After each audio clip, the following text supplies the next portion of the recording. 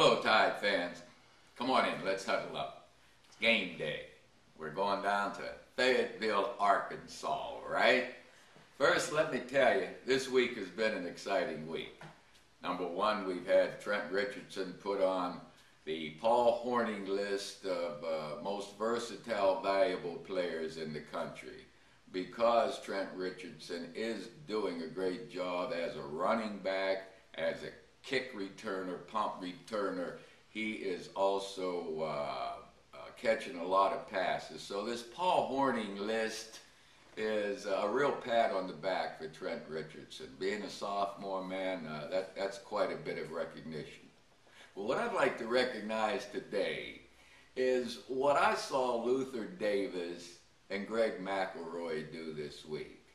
They went to visit the West Alabama hospice facility and visited with a Tide fan named Herman Hurst.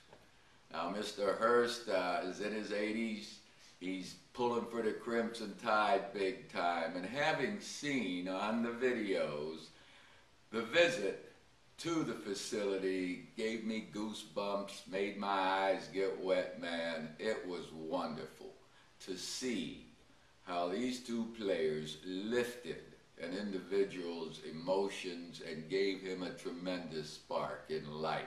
Not only just Mr. Hurst, though. I mean, Mr. Hurst, you could see he was physically thrilled, even putting on his little passing motion for Greg McElroy, but the rest of the folks around the facility as well. Greg McElroy, Luther Davis, nice going, lifted a lot of people this week. And from what Greg and Luther had to say, they were thrilled to be able to do it. They sincerely recognize and appreciate their ability as athletes to go lift other people from time to time. Give them a little more excitement in life and a reason to feel good. So, nice going, Greg. Nice going, Luther. And Trent, too. I expect Trent to keep on returning those kicks and putting up big numbers.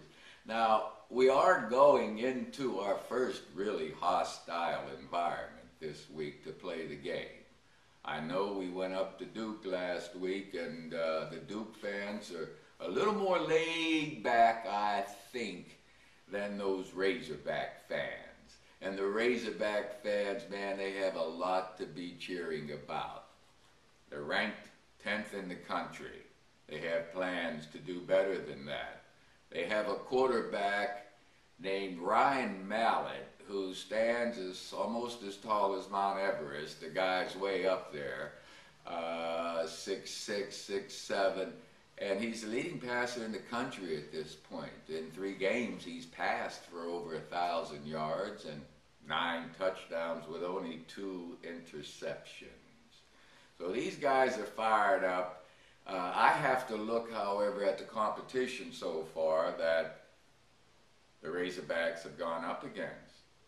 I mean, Louisiana Monroe, Tennessee Tech, they're not the strongest. Of course, we had San Jose State, and Duke's not the strongest. But also the Razorback, last week, the Razorbacks went into that Athens Hornets' Nest, or Bulldogs' doghouse, and beat the Georgia Bulldogs in their own yard, you see. That's tremendous.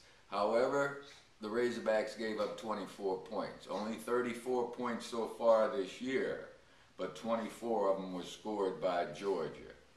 I expect our offense to be able to exploit the Razorbacks' defense more than Louisiana Monroe or Texas Tech certainly has. You know, this week's about the first time I've heard Coach Saban come out and actually say, hey, our preparation has been very good. Wow. That's quite a pat on the back from a coach that is pretty firm and he knows his team's demeanor and how their preparation's going throughout the week. He likes what he sees going down to Fayetteville. Offensively, you folks know we've got a 1-2 punch that's better than any in the country, or at least comparable to any other 1-2 punch in the running game in the country. And Richardson and Ingram, or Ingram and Richardson. And our passing game, it's a threat. It's a threat. We have wonderful outside receivers. And Greg McElroy, folks, he's smart. You know that. We Tide fans have seen Greg play now, and he doesn't hurt the team at all. He's wily. He's conservative when he has to be. He'll pull the ball down. So avoiding the turnovers is a big issue, and we haven't had many of those turnovers yet. Of course, Trent Richardson, Mark Ingram, McElroy, we're not going to do much without that offensive line up there. So I've got to tell you, our offensive line's been doing a fine job. Now, they're going up against the best defense they've seen this season with the Razorback defense. But I still believe we have stronger athletes, more of them, well coached. I think our coaching system's one of the tops in the country, if not the top in the country. So I fully expect our offense to be able to move the ball.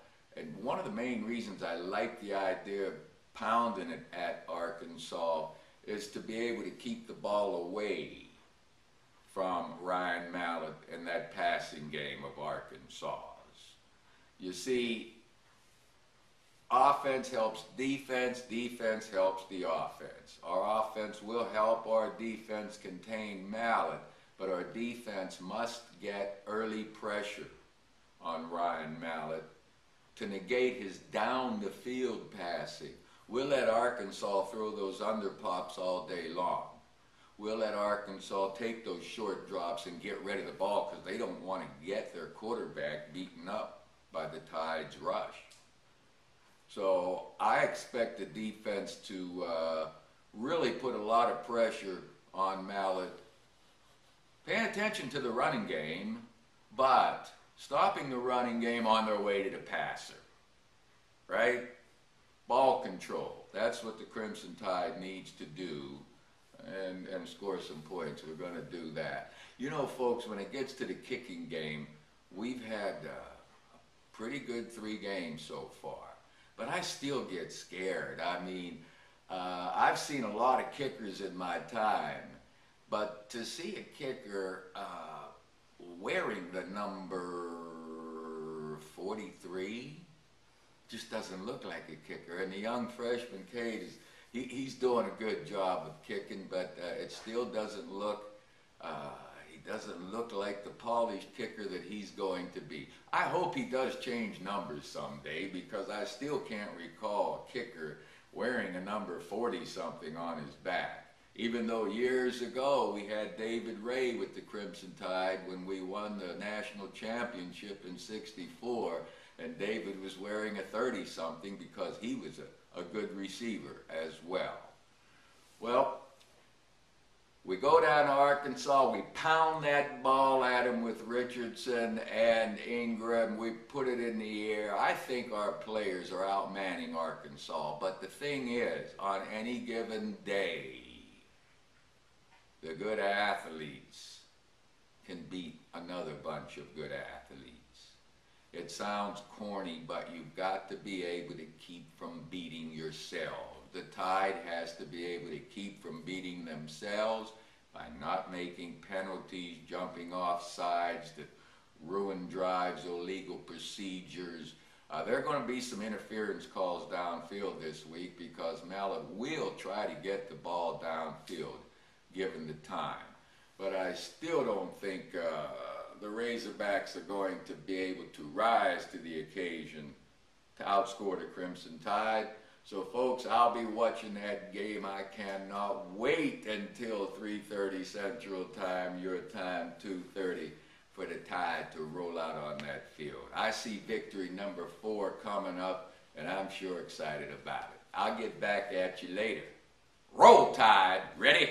Break!